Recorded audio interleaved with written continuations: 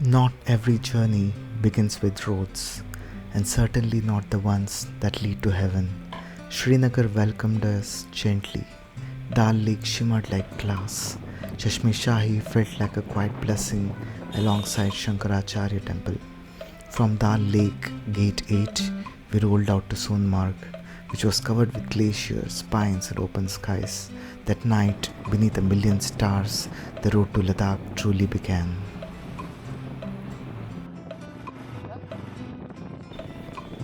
The cold hit hard, not to freeze, but to wake us up.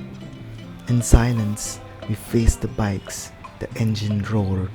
I got the OG Himalayan 411, raw and ready. 170 kilometers to Waka, but every moment felt earned. Zojila, brutal, beautiful, pushed us to the edge. Dras, frozen in time, melted us with its stories of courage. At Mulbeck, a stone Buddha watched centuries pass. By night, Waka held us quietly under the stars and snow peaks. Day 2 conquered.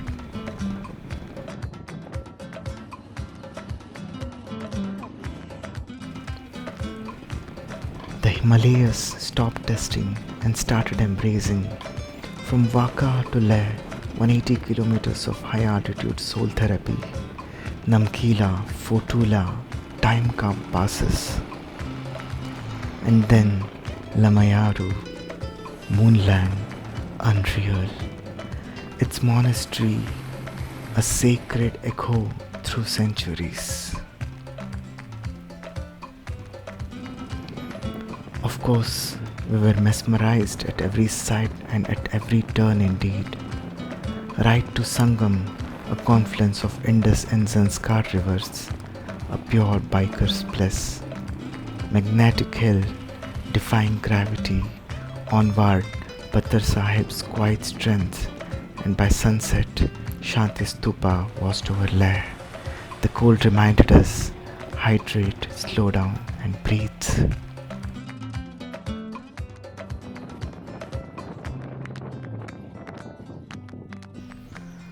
I don't know why, but every small thing that I did this morning fell off, like the mountain already knew, watching, waiting, judging quietly. 130 kilometers to 17,982 feet stood the mighty Khartungla. As we climbed, Leh fell behind, shrinking into the vastness. The cold started to bite harder, the road began to whisper its warning. At South Pullu, we stopped. Snow all around us, wind cutting sideways, and that eerie, holy silence that only high altitudes carry. The climb to Khartungla wasn't about adrenaline, it was about focus, breath, commitment.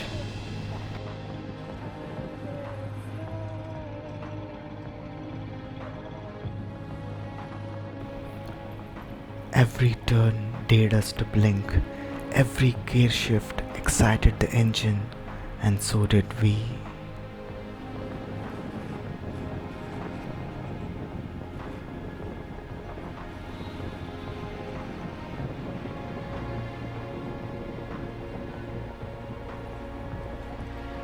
We knew this was once in a lifetime.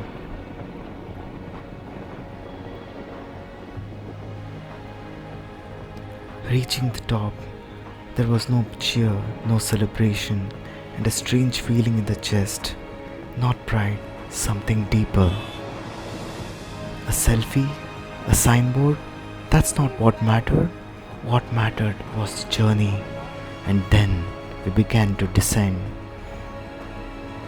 Snow spread all around like a frost on a cake. Slowly, the white gave away to the cold, and in the cradle of mountains, Nubra,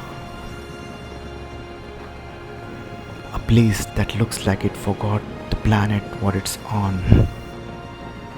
The white sand dunes stretching far and wide, we wandered through Discut Monastery.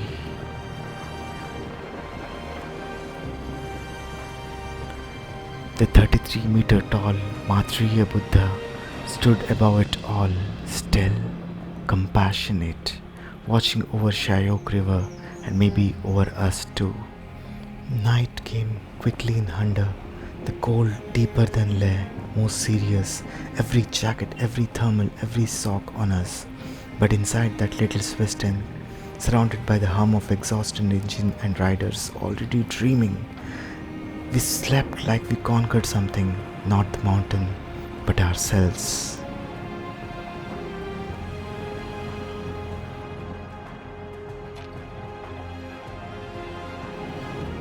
You'd think the mountain would show mercy after Khardungla, but Ladakh, it doesn't ease up, it transforms. Day 5 was the hardest ride of them all. 180 kilometers of off-road, unpredictable, unforgiving. The Shyok route isn't just a road, it's a test. One moment you are crawling through the loose sand, the kind that doesn't slow you down, it fights you. Every turn of the throttle kicks up dust. The tires spinning, slipping, dancing like they've got their mind of their own. The handlebars twitch with every grain beneath. It's just not riding. It's a tug of war between gravity, grit and control. You're not steering the bike anymore. You're just negotiating with it. Every meter forward, hard earned.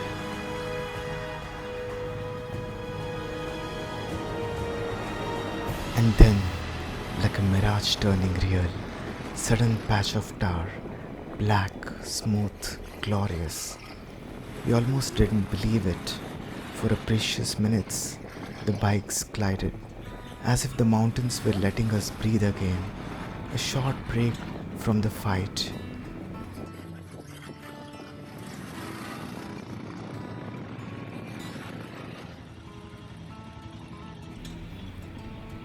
The next,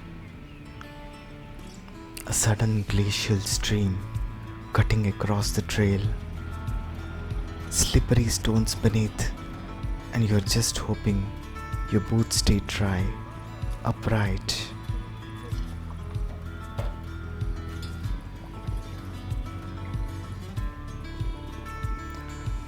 Sometimes I slow down just to take it in.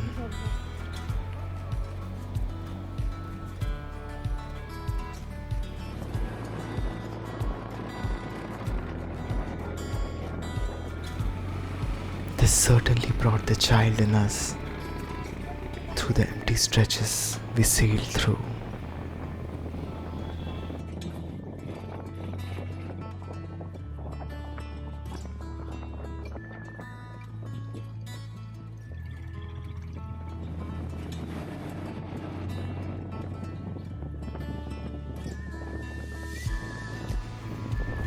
Mountains on all sides and a narrow path carved by time, not machines.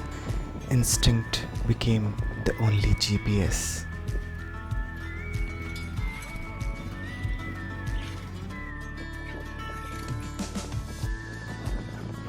No road signs, no guardrails, no tire tracks, just emptiness. And yeah, there were moments I caught myself scanning the path ahead, not looking for the next turn, not planning for the next gear shift, but just making sure the guy in front of me hadn't vanished.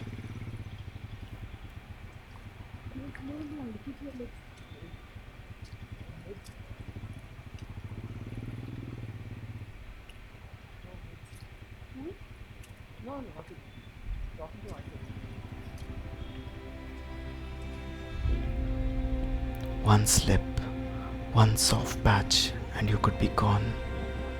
Out there, that's a real thought.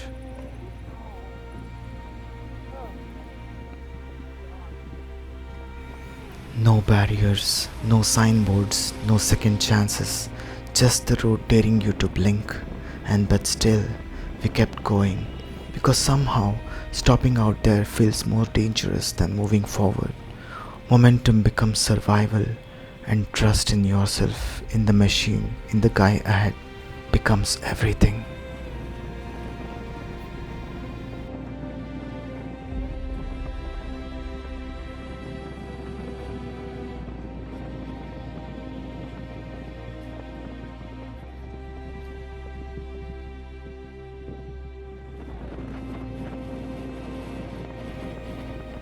Some things get carved into your soul,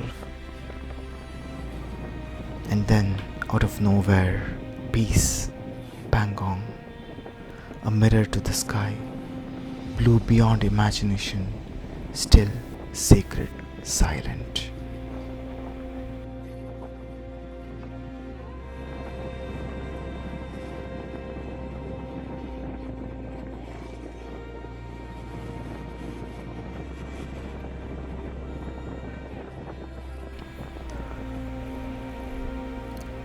70% of this lake belongs to China, but in that moment, standing there, frozen and proud, it felt like it belonged to every soul who fought to reach it.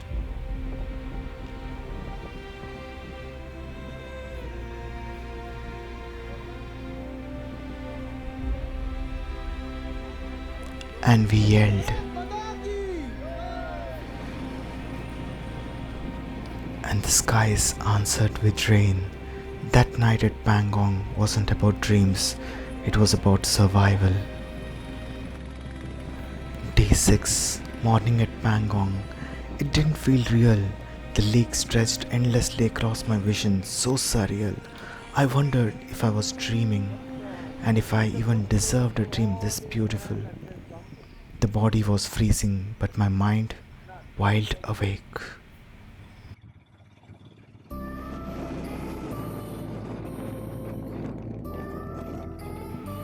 We rode south toward Chushul. At Rezangla War Memorial, silent hit differently. You stand there and feel the weight of sacrifice. We draw borders on maps, on walls, in relationships. But there, you understand what a boundary truly means. Later, a deep water crossing shook us back to the present, brutal, cold, unforgettable. And finally, Hanle, where we climbed breathlessly to the Hanle Observatory. That night at the homestay was just silent battle to survive the cold and to smile through it. Umlingla, Day 7, 5,640 meters above sea level. The sky wasn't above us, it was all around.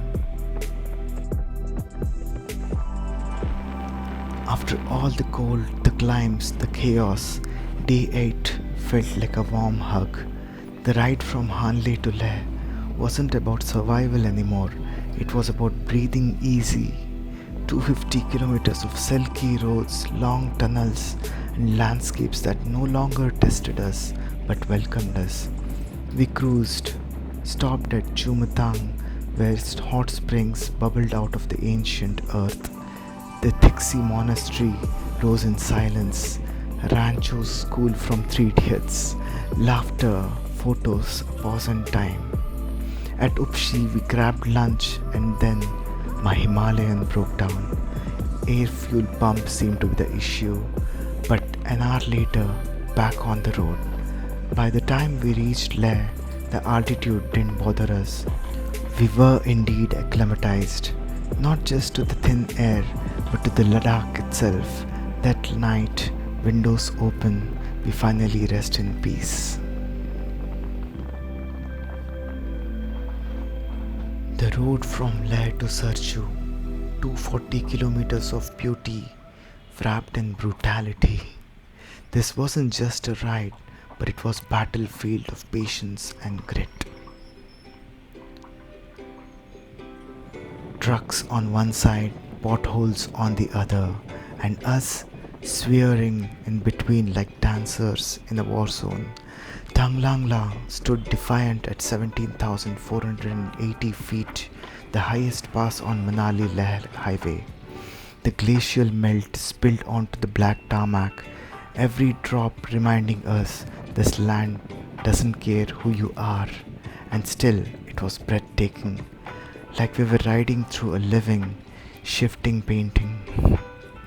Then came the 22 Ghata loops, one curve and then another, until time and distance lost memory.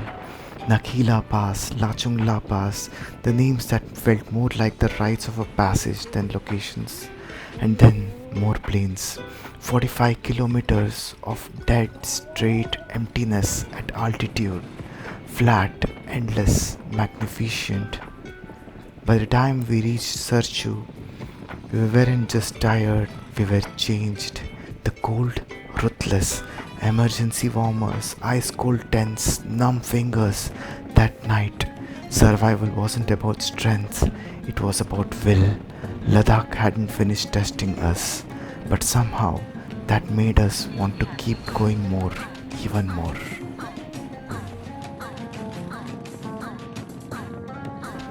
Morning at Serchu was biting cold, but somehow the warmth of what we had achieved kept our spirits lit. We stood together, frost clinging onto our gloves, staring at the last leg of this wild journey. Certificates were handed out, but they weren't what we had truly carried. What we took home were moments, glances, hugs, silent nods of respect. That kind of camaraderie, it's rare, and I wished it could linger a little longer. But Manali waited, 180 kilometers, a final dance across passes, snow trails, and fading breath. Baralachla rose to greet us, 15,910 feet of frozen majesty. Snow walls towered around the road, and the winds whispered their goodbyes in a language only riders can understand.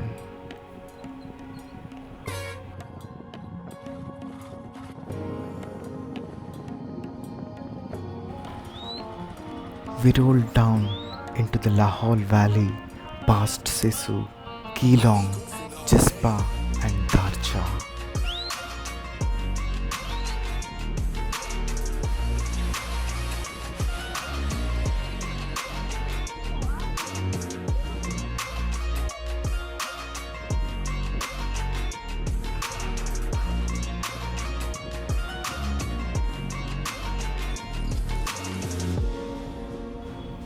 And then, color. After endless browns, whites, and blues, trees returned to the frame. Leaves shimmered, rivers flowed. It was surreal, almost like someone switched filters on the world. And then, Atal Tunnel, masterpiece of modern engineering, stretching 9 kilometers beneath the mighty Himalayas. It didn't roar, it didn't scream, it whispered, cutting through the rock and silence alike, connecting worlds that once took hours apart. A quiet miracle in the lap of mountains. As we exited, boom, a torrential downpour. Not a drizzle, not a mist. A full-on cloud burst, like the sky was clapping for us. It soaked us and we laughed. We returned the Himalayan to the Himalayas, and as we were battered torn comrades, and silence, that rare kind of silence where no one needs to say anything, because every heart in that room was full, not just with memories, but a journey that left us different, lighter, stronger, grateful.